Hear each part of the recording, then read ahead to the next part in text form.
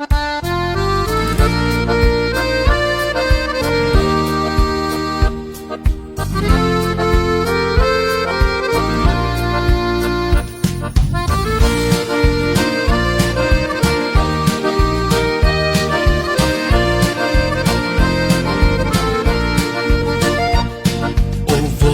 mi-a vorbit cândva în noapte, un glas ceresc venind din necuprins, ca ali soarelor suave șoapte, și-un dor nespus în suflet mi-a aprins.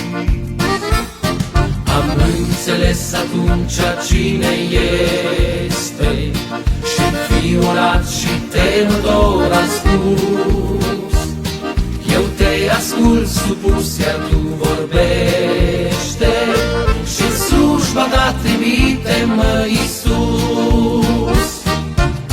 Miros de ce